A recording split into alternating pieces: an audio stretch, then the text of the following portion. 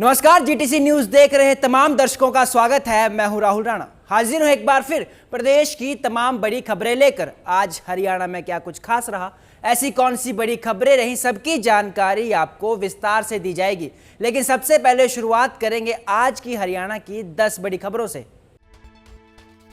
मुख्यमंत्री नायब सिंह सैनी ने नई दिल्ली में केंद्रीय गृह मंत्री अमित शाह से की मुलाकात, स्मृति चिन्ह किया भेंट। दोनों के बीच आधे घंटे तक चली मुलाकात। पंजाब चुनाव रणनीति पर हुई चर्चा। हरियाणा में मौसम हुआ कूल, आज फिर होगी जमकर बारिश। 10 जिलों में ऑरेंज अलर्ट जारी। 13 जून से मौसम में सुधार होने की संभावना। तापमान में गिरावट से लोगों को गर्मी से मिली राहत। हरियाणा में 80 किलोमीटर प्रति घंटे की रफ्तार से आया तूफान, पेड़ और खंभे उखड़े। कुरुक्षेत्र में गिरी छत, टोहाना में दीवार के नीचे दबी कार। 10 जिलों में ऑरेंज अलर्ट। हरियाणा में आंधी और बारिश से हुए नुकसान की तस्वीरें आई सामने। हरियाणा में स्वास्थ्य सेवाओं को मिलेगी नई मजबूती। मेदाता संघ सरकार का हेल्थ मिशन। गुरुग्राम, रेवाड़ी और महेंद्रगढ़ को बड़ी सौगात। मां और बच्चों को बेहतर देखभाल की पहल। बाघा बॉर्डर से लौटे 94 सिख श्रद्धालु। पाकिस्तान यात्रा की नहीं मिली अनुमति। वीजा होने के बाद भी नहीं मिली गृह मंत्रालय की मंजूरी। हरियाणा के सिखों ने जताई नाराजगी। सीबीआई को मिली बड़ी कामयाबी। जॉर्जिया से भारत लाया गया हरियाणा का कुख्यात गैंगस्टर वेंकट गर्ग। इंटरपोल के जरिए कसा शिकंजा, कई राज्यों में दर्ज है केस। दिल्ली पुलिस का सिपाही एक्स गर्लफ्रेंड के घर जबरदस्ती घुसा। गुरुग्राम के सेक्टर 56 जलवायु बिहार की सोसाइटी का है मामला। सिपाही ने एक्स गर्लफ्रेंड के साथ की मारपीट, जबरन गाड़ी में डालने की कोशिश। घटना का सीसीटीवी फुटेज हुआ वायरल। ब्रेकअप से नाराज था सिपाही। पंचकुला में अवैध खनन पर प्रशासन का बड़ा एक्शन। रायपुर रानी में 5 एकड़ भूमि पर अवैध माइनिंग। उपायुक्त ने दिए कार्रवाई के निर्देश। यमुनानगर में अवैध बिल्डिंग पर चला बुलडोजर। 3 नोटिस के बाद निगम की बड़ी कार्रवाई। रेलवे रोड पर अवैध निर्माण किया ध्वस्त। कमर्शियल बिल्डिंग पर निगम का एक्शन। और हरियाणा में शिक्षा विभाग कर्मचारियों को विदेश यात्राओं पर रोक। सितंबर तक नहीं मिलेगी मंजूरी। केवल मेडिकल इमरजेंसी पर छूट, आदेश जारी। और बुलेटिन की शुरुआत करेंगे हरियाणा के मौसम से। हरियाणा में भीषण गर्मी के बीच मौसम ने अचानक करवट ले ली है। प्रदेश के कई जिलों में तेज बारिश, आंधी और ओलावृष्टि ने लोगों को गर्मी से राहत दी। वहीं कई स्थानों पर तेज हवा के कारण पेड़ गिरने और यातायात बाधित होने की घटनाएं भी सामने आई हैं। मौसम विभाग ने शुक्रवार को राज्य के कई हिस्सों के लिए ऑरेंज अलर्ट जारी किया है। सोनीपत में आज यानी शुक्रवार सुबह तेज बारिश हुई, जिससे खेतों और निचले इलाकों में पानी भर गया।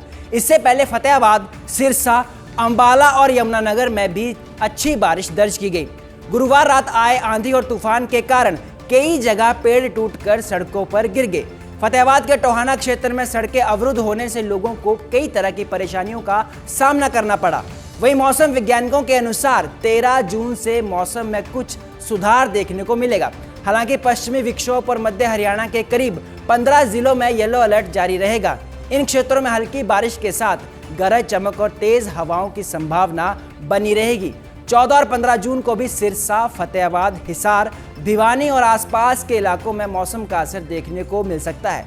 तो टीवी स्क्रीन पर आप ये तस्वीरें देख सकते हैं अंबाला, चंडीगढ़, फरीदाबाद और कुरुक्षेत्र की, जहां पर जमकर बारिश हुई। तो वहीं दूसरी तरफ यमुनानगर में नुकसान की खबर सामने आई है। बीती रात हुई बारिश के कारण यमुनानगर में कई खंभे टूट गए, जिससे बिजली पूरी तरह से प्रभावित रही। लेकिन रात हुई बारिश के चलते लोगों को गर्मी से राहत मिली है। तो वहीं दूसरी तरफ किसानों को चेहरे पर भी खुशी नजर आई।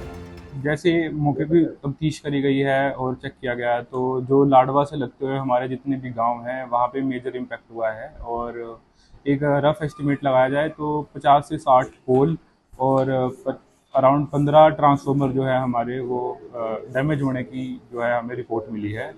और जो मेजर गांव जिसके अंदर ये डैमेज हुआ है वो है दौलतपुर, चमरोड़ी, बड़शामी और खेड़की और खरकाड़ी। ये जो लाडवा से लगते हुए गांव है मेजरली, इनके अंदर जो है मेजर डैमेज आया है। और टीम जो है हमने यहाँ से भेज दी है, जो कि सारी तरफ पोल्स और जो केबल का डैमेज हुआ है, कंडक्टर का डैमेज हुआ है, उसको ठीक करने के लिए और बिजली व्यवस्था दुरुस्त करने के लिए हमने लगा दी है। पहले हमारी प्रायोरिटी है कि गांव की जो सप्लाई है, आरडीएस सप्लाई जिसे बोलते हैं, उसको दुरुस्त करने के लिए हम जो है एफर्ट्स लगा रहे हैं। उसके बाद जैसे ही हमारी गाँव की सप्लाई और रिहायशी सप्लाई जो है वो दुरुस्त हो जाएगी, उसके बाद हम जो ट्यूबवेल एपी की सप्लाई है उसके ऊपर जो है हम काम करना शुरू कर देंगे। साथ साथ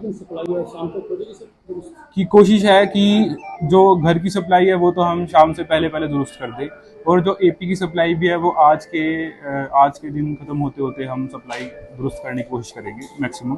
और जहाँ जहाँ पे भी पोल टूट रखे हैं उसके लिए हमने पोल का अरेंजमेंट करना और न्यू ट्रांसफार्मर अरेंजमेंट करने के लिए रिक्वायरमेंट हायर ऑफिस भेज दी है, और कोशिश ये रहेगी कि हमारा आज के अंदर अंदर ये सप्लाई दुरुस्त हो जाए और आगे मुसीबतों का सामना लोगों को ना करना पड़े। हरियाणा में मातृ एवं शिशु स्वास्थ्य सेवाओं को बेहतर बनाने के लिए राज्य सरकार ने एक अहम पहल की है। हरियाणा स्वास्थ्य विभाग और मेदांता फाउंडेशन के बीच एक महत्वपूर्ण एमओयू के तहत प्रदेश में मदर एंड चाइल्ड केयर सेवाओं का विस्तार किया जाएगा। इस साझेदारी के माध्यम से कई जिलों में नए अस्पताल स्थापित किए जाएंगे, जिससे माताओं और बच्चों को बेहतर स्वास्थ्य सुविधाएं मिल सकेंगी। आज एक बहुत ही महत्वपूर्ण दिन है हमारे लिए। हरियाणा सरकार और मेदांता अस्पताल के साथ एक एमओयू साइन हुई है, जिसमें आज के दिन हमने 3 अस्पतालों को चिन्हित किया है, 3 अलग डिस्ट्रिक्ट्स में, जहां मदर और चाइल्ड हॉस्पिटल हम खोलेंगे। ये 3 चिन्हित डिस्ट्रिक्ट हैं। गुड़गांव जहां फारूक नगर में बन रही है, रेवाड़ी में मीरपुर में बन रही है, और महेंद्रगढ़ के ज़िले में अटेली सीएचसी में हम ये एमसीएच खोलने जा रहे हैं मेदांता और डॉक्टर त्रेहान के साथ साथ जो बाकी जो सेंट्रल गवर्नमेंट और के जो प्रोग्राम्स हैं और स्टेट गवर्नमेंट के प्रोग्राम्स हैं उनको भी वो चलाते रहेंगे। और ये शुरुआत है। आज के दिन हम मेदांता, और जो बहुत ही बड़ा नाम है, आज कहूँगी कि आज के दिन अगर सरकार में हो तो हम एम्स की बात करते हैं और प्राइवेट में हो तो मेदांता की बात करते हैं। तो सबसे बड़ा अस्पताल है प्राइवेट, और हमें बहुत खुशी है आज के दिन कि ये एमओयू साइन होने जा रहा है। हरियाणा के पूर्व मुख्यमंत्री और नेता प्रतिपक्ष भूपेंद्र सिंह हुड्डा कुरुक्षेत्र जिले के शाहबाद पहुंचे। चंडीगढ़ से दिल्ली जाते समय उन्होंने विधायक रामकरण काला के निवास पर आयोजित एक पारिवारिक कार्यक्रम में शिरकत की, उनके पोते को आशीर्वाद दिया और कार्यक्रम के बाद हुड्डा ने प्रदेश की भाजपा सरकार पर तीखा हमला बोला। उन्होंने कहा कि हरियाणा में कानून व्यवस्था लगातार बिगड़ रही है और अपराध की घटनाओं में लगातार बढ़ोतरी हो रही है, जिससे आम लोगों में असुरक्षा का माहौल है। हुड्डा ने आरोप लगाया कि सरकार हर मोर्चे पर विफल साबित हो रही है और जनता को केवल दावे और घोषणाओं तक ही सीमित रखा गया है। बेरोजगारी के मुद्दे पर भी उन्होंने सरकार को घेरा। हुड्डा ने कहा कि हरियाणा देश के उन शीर्ष राज्यों में शामिल है जहां बेरोजगारी की समस्या गंभीर है, युवाओं को रोजगार नहीं मिल रहा और भर्ती प्रक्रियाओं पर लगातार सवाल उठ रहे हैं। कोई उपलब्धि नहीं, बेरोजगारी में आज नंबर 1 है, कानून व्यवस्था बिल्कुल चरमरा गई, हर व्यक्ति अपने आप में असुरक्षित महसूस करता है और किसान को एमएसपी नहीं मिलती, किसान की लागत बढ़ रही है, आमदनी घट रही है, गरीब आदमी को सर एमएसपी देते नहीं, कहने को 24 फसल करते 24 फसल भी हम देंगे। मैंने कई बार पूछा 24 फसलों का नाम तो बता दो। शहीदी गुरु पर्व के अवसर पर भारत से पाकिस्तान जाने वाली सिख संगत में शामिल हरियाणा के 94 श्रद्धालुओं को यात्रा की अनुमति नहीं मिलने से पूरे प्रदेश में नाराजगी देखने को मिल रही है। सिख संगत का आरोप है कि कुछ कर्मचारियों की लापरवाही और दस्तावेजों में त्रुटियां होने के कारण उन्हें बॉर्डर से वापस लौटना पड़ा। इसी मुद्दे को लेकर आज हरियाणा के विभिन्न जिलों में सिख संगत ने जिला मुख्यालयों पर पहुंचकर सरकार के नाम ज्ञापन सौंपा और भविष्य में ऐसी घटनाओं की पुनरावृत्ति रोकने की मांग की। यमुनानगर समेत कई जिलों में सिख घटनाओं ने से श्रद्धालुओं की भावनाओं से जुड़ा गंभीर मसला बताते हुए प्रशासन के माध्यम से अपनी नाराजगी सरकार तक पहुंचाई। 94 श्रद्धालुओं का वीज़ा लग्या सी, जिस वे उत्थे गया तो बार्डर के उत्ते उन्होंने रोक लिया गया। उन्होंने ये कह के रोकया गया कि ठीक है वीज़े तो तुहाडे मिल गए, लेकिन कुछ सरकारी महकमे वालों सरकार वालों कोई फॉर्मेलिटी सी जिहड़ी एनओसी तुहानूं देनी सी, तुहाडी जिहड़ी सीआईटी ने इंक्वायरी करके रिपोर्ट भेजनी सी बीएसएफ नूं या बार्डर वाले जो भी अधिकारी है कि जे पाकिस्तान जाण तां सानूं कोई इतराज़ नहीं। इसे कारण करके उन्होंने रोक ही रखा ते काफ़ी परेशान होए। 2-3-4 घंटे वो टेलीफोन से गलबात चलती रही, महकमा कहता रहा कि असीं भेजते हैं। आखिर ही उन्होंने परेशान होकर फिर ਪਾਕਿਸਤਾਨ ਜਾਣ ਦੀ ਇਜਾਜ਼ਤ ਨਾ ਮਿਲੀ, ਉਹ ਵਾਪਸ ਆ ਗਏ। ਤਾਂ ਇਹ ਜਿਹੜਾ ਹੋਇਆ ਇੱਕ ਬਹੁਤ ਵੱਡਾ ਸਿੱਖ ਭਾਵਨਾ ਨੂੰ, ਸ਼ਰਧਾਲੂਆਂ ਦੀ ਭਾਵਨਾ ਨੂੰ ਠੇਸ ਵੀ ਪਹੁੰਚੀ ਹੈ। ਤੇ ਇਹ ਗਿਆਪਨ ਦੇਣ ਵਾਸਤੇ ਸਰਕਾਰ ਨੂੰ ਅੱਜ ਸਾਰੇ ਹਰਿਆਣੇ ਦੇ ਵਿੱਚ ਡੀਸੀ ਸਾਹਿਬ ਨੂੰ ਗਿਆਪਨ ਦਿੱਤਾ ਜਾਵੇਗਾ, ਤਾਂ ਕਿ ਆਇੰਦਾ ਇਸ ਤਰ੍ਹਾਂ ਦਾ ਜਿਹੜਾ ਸਰਕਾਰ ਵੱਲੋਂ ਜਾਂ ਕਿਸੇ ਮਹਿਕਮੇ ਵੱਲੋਂ ਕੋਈ ਤਰੁਟੀ ਹੋਵੇ ਉਹਦੇ ਵਿੱਚ ਸੋਧ ਕਰ ਦਿੱਤੀ ਜਾਵੇ ਤੇ ਇਹ ਜਿਹੜੀ ਹੈ ਪ੍ਰਕਿਰਿਆ ਦੁਬਾਰਾ ਨਾ ਦੁਹਰਾਈ ਜਾਵੇ। ਇਸ ਵਾਸਤੇ ਅੱਜ ਜਿਹੜਾ ਹੈ ਗਿਆਪਨ ਡੀਸੀ ਸਾਹਿਬ ਨੂੰ ਦੇਣ ਵਾਸਤੇ ਅਸੀਂ ਆਏ ਆ। ਇਹ ਜਿਹੜੇ ਸ਼ਰਧਾਲੂ ਸੀਗੇ ਕਿਆ ਪੰਜਾਬ ਦੇ ਵਿੱਚ ਸੀਗੇ, ਖਾਲੀ ਹਰਿਆਣਾ ਨੂੰ ਟਾਰਗੇਟ ਕੀਤਾ ਗਿਆ? ਨਹੀਂ, ਟਾਰਗੇਟ ਵਾਲੀ ਗੱਲ ਤਾਂ ਨਹੀਂ ਮੈਂ ਸਮਝਦਾ, ਲੇਕਿਨ ਕਮੀ ਰਹੀ ਹੈ ਕੁਛ। ਹਰਿਆਣੇ ਦੇ ਹੀ ਸ਼ਰਧਾਲੂ ਰੋਕੇ ਗਏ, ਦਿੱਲੀ ਵਾਲੇ ਵੀ ਲੰਘੇ, ਪੰਜਾਬ ਵਾਲੇ ਵੀ ਲੰਘੇ। ਉਹਨਾਂ ਦੇ ਜਿਹੜਾ ਹੈ ਕਾਗਜ਼ ਸਾਰੇ ਪੂਰੇ ਸੀ, ਜੋ ਉਹਨਾਂ ਨੂੰ ਪ੍ਰਵਾਨਗੀਆਂ ਚਾਹੀਦੀਆਂ ਸੀ, NOC ਵਗੈਰਾ ਉਹਨਾਂ ਦੀ ਸਾਰੀ ਪੂਰੀ ਸੀ। ਕੇਵਲ ਹਰਿਆਣੇ ਵਾਲੇ ਸ਼ਰਧਾਲੂ ਜੋ 94 ਸ਼ਰਧਾਲੂ जिन्होंने वीज़ा मिला हुआ सी वो ही रोके गए। जो अधिकारी इसमें शामिल थे उनके ऊपर कार्रवाई की जाए। इसी कार्रवाई के करके आज हम ये मेमोरेंडम अपने सीनियर मीत प्रधान सरदार बलदेव सिंह के नेतृत्व में यहाँ देने आए हैं। क्या प्रदेश की नाकामी बता रहे हैं सरकार की या केंद्र की? ये प्योरली ये प्रदेश सरकार की, नायब सैनी सरकार की जो दोहरा रवैया सिखों के साथ बना रही है। एक तरफ पंजाब में जाके कहते हैं हम सिखों का हरियाणा में पूरा मान सम्मान देते हैं। ये पूरा वर्ल्ड वाइड प्लेटफॉर्म था जहाँ पे सिखों की हनरादी हुई है। हम इस बात में कहें जहाँ की जो हमारी सिख कौम की, हरियाणा के सिखों की प्रति जो इस सरकार का रवैया था वो असलियत वहां दिखी है। ये कहने के लिए कुछ और है, करना, इनका कहना और कथनी में फर्क है नायब सैनी सरकार का। महिला सशक्तिकरण को लेकर पहली बार विधानसभा में कमेटी का गठन किया गया है। ये जानकारी भाजपा विधायक कंवर सिंह यादव ने GTC न्यूज़ के साथ खास बातचीत के दौरान दी। इस मौके पर कंवर सिंह यादव ने कमेटी व प्रधानमंत्री के 12 साल के कार्यकाल पर भी अपनी राय रखी। इस दौरान उन्होंने क्या कुछ कहा, आइए सुनते हैं। भाजपा विधायक कंवर सिंह जी हमारे साथ हैं, बातचीत करेंगे। विधायक साहब, विधानसभा में आमतौर पर कई कमेटियां जो है बनाई जाती हैं, विधायकों से जो संबंधित होती हैं, कई जो है एडमिनिस्ट्रेशन से संबंधित काम देखती हैं। तो आप कौन कौन सी कमेटियों में हैं? और एक नई कमेटी महिला सशक्तिकरण को लेकर भी बनाई गई, क्या उसकी भूमिका रहेगी, क्या काम रहेगा, आपकी उसमें क्या भूमिका है?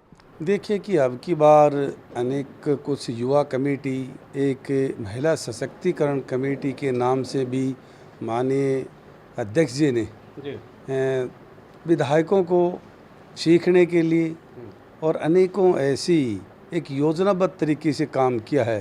जिस तरह से 2 कमेटी का जिक्र किया है, महिला सशक्तिकरण में भी उस कमेटी का मैं मेंबर हूँ और आने वाले मंडे को उस कमेटी की मीटिंग है।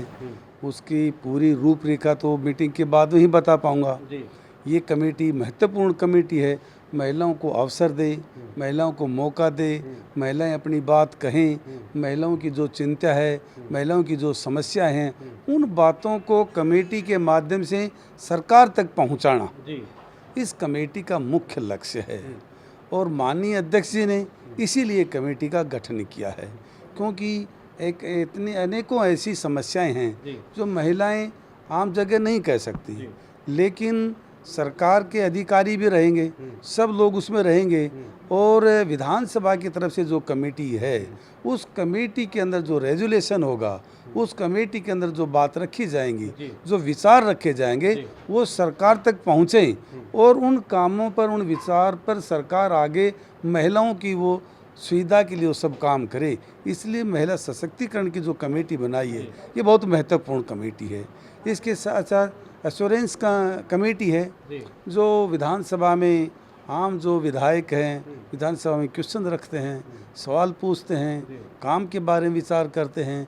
यदि उन कामों पर विचार नहीं होता है तो इसी कमेटी का जिम्मेवारी बनती है कि सभी अधिकारियों को बुलाकर जिन विधायकों ने जो अपनी डिमांड रखी थी उनकी प्रोग्रेस को देखना, उन कामों पर विचार करना, वो काम हुआ या नहीं हुआ। सरकार ने गंभीरता से हर एक विधायक की बात को नीचे तक लागू करना ये सरकार की जिम्मेवारी है। इसलिए ये कमेटी, विधानसभा कमेटी बनाई गई। जी विधायक जी, महिला सशक्तिकरण को लेकर पहली बार ये गठन किया गया इस तरह की कमेटी, अगर इतिहास की बात करें हरियाणा विधानसभा की? देखिए, मैं तो माननीय अध्यक्ष जी का आभार प्रकट करता हूँ, धन्यवाद करता हूँ। उनकी सोच, उनका विचार महिला सशक्तिकरण और एक युवा कमेटी बनाई। ये दोनों कमेटी उन्होंने समय की ज़रूरत के हिसाब से नई कमेटी विधानसभा की बनाई हैं और युवा कमेटी में हमारे युवा जो विधायक है उनको लिया। महिला कमेटी के अंदर महिलाओं को चेयरमैन, महिला को चेयरमैन और महिला सदस्यों को एमएलए को उनके अंदर सदस्य बनाया और उसमें से मेल को भी रखा, पुरुषों को भी रखा। उसे मैं हूँ उम्मीद पातुआ से, हम भी उस कमेटी के अंदर हैं ताकि हमारे मन में विचार आए महिलाओं को कितनी ताकत देनी चाहिए, महिलाओं की समस्या का हम भी समर्थन करते हैं। इन बातों के लिए दोनों कमेटी बनाई हैं और मुझे पूरा विश्वास है कि विधानसभा में जो कमेटी बनाई है आने वाले समय में महिलाओं को उसकी ताकत मिलेगी, महिलाओं का मान सम्मान बढ़ेगा, महिलाओं की जो विशेष जो मांगे हैं इस कमेटी के माध्यम से सरकार तक उनकी मांग, उनकी चिंता, उनका विचार, उनकी भावनाएं, उनके मन में वो कैसा एक हरियाणा चाहते हैं, वो महिलाओं के प्रति महिलाओं को क्या एक विचार है, उस विचार को सरकार तक पहुंचाना इस कमेटी का मुख्य उद्देश्य रहेगा। शुक्रिया हमसे बातचीत के लिए। तो कंवर सिंह यादव साहब थे, विधायक हैं ये महेंद्रगढ़ से, भाजपा के। ये हमारे से बातचीत कर रहे थे कि विधानसभा की कई अहम कमेटियां बनाई जाती हैं जो विधायकों से संबंधित कामकाज देखती हैं, अधिकारियों को दिशा निर्देश जारी किए जाते हैं। उसी तरह एक नई कमेटी का इस बार गठन किया गया है। महिला सशक्तिकरण को लेकर जो है कमेटी गठित की गई है, उसमें इनको बतौर मेंबर जो है नियुक्त किया गया है। किस तरह क्या इसका प्रारूप रहेगा, कैसे महिला विधायकों या महिलाओं से आम जो हरियाणा की जनता से संबंधित कामकाज को देखेगी, उस पर हमारे साथ विचार विमर्श कर रहे थे। मैं अभिषेक तक्षक, कैमरामैन धनंजय शर्मा के साथ जीटीसी न्यूज़ चंडीगढ़। पानीपत के स्माखला क्षेत्र के डिकाडला गांव से एक बेहद दर्दनाक और रहस्यमयी मामला सामने आया है। यहां तेज रफ्तार स्कॉर्पियो की टक्कर में 3 युवकों की मौत हो गई। मृतकों की पहचान विनोद, नरेंद्र और अनीप के रूप में हुई है। परिजनों का आरोप है कि यह कोई साधारण सड़क हादसा नहीं बल्कि सोची समझी साजिश के तहत हत्या की गई है। हादसे के बाद स्कॉर्पियो चालक मौके से फरार हो गया। हालांकि पुलिस ने वाहन को बरामद कर लिया है। बताया जा रहा है कि तीनों युवक सड़क किनारे खड़े होकर बातचीत कर रहे थे, तभी तेज रफ्तार स्कॉर्पियो ने उन्हें कुचल दिया। 2 युवकों की मौके पर ही मौत हो गई, जबकि तीसरे ने अस्पताल ले जाते समय दम तोड़ दिया। फिलहाल स्मालखा पुलिस पूरे मामले की जांच में जुट गई और ये पता लगाने की कोशिश कर रही है कि ये हादसा था या फिर कोई सोची समझी वारदात।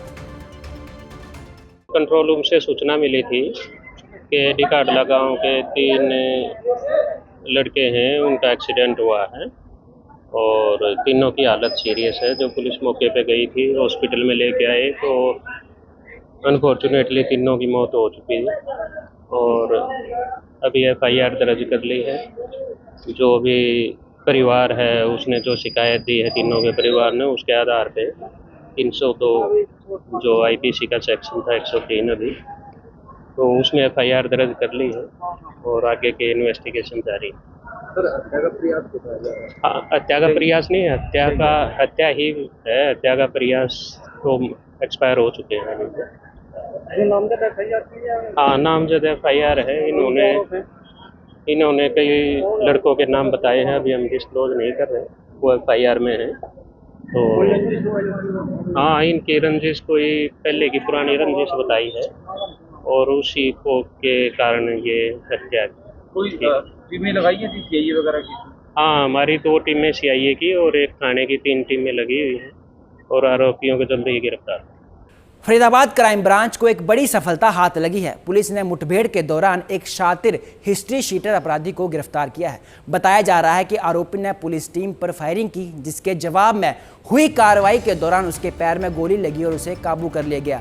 आरोपी पर उत्तर प्रदेश के नोएडा में NDPS, लूट, हत्या और कई मामलों सहित 28 आपराधिक मामले दर्ज हैं। फिलहाल घायल आरोपी को पुलिस निगरानी में फरीदाबाद के सिविल अस्पताल में भर्ती करवाया गया है। एक व्यक्ति विशेष की पहचान हुई थी जो ऐसी गतिविधियों में संलिप्त रहा है जिसका आपराधिक पृष्ठभूमि है, हिस्ट्री शीटर है।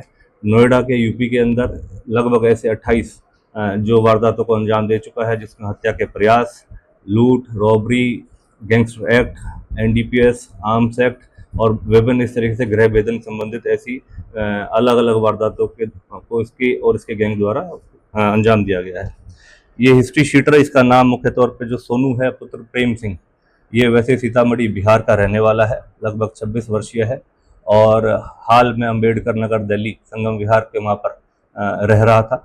काफ़ी समय से इसका जो आपराधिक ट्रैक रिकॉर्ड है, जो इसकी आपराधिक पृष्ठभूमि है, वो लगभग ऐसे हैं कि 28 मुकदमों में ये पहले संलिप्त रहा है। उस संबंध में क्रम में कार्रवाई करते हुए हमारी क्राइम ब्रांच सेक्टर 85 और बीपीटीपी ने एक सराहनीय काम करते हुए इसको पकड़ने में सफलता प्राप्त करी है। यमुनानगर में अवैध निर्माण के खिलाफ नगर निगम ने बड़ी कार्रवाई की है। जगाधरी रेलवे स्टेशन रोड पर बन रही एक कथित अवैध कमर्शियल बिल्डिंग को निगम ने 2 बुलडोजरों की मदद से ध्वस्त कर दिया।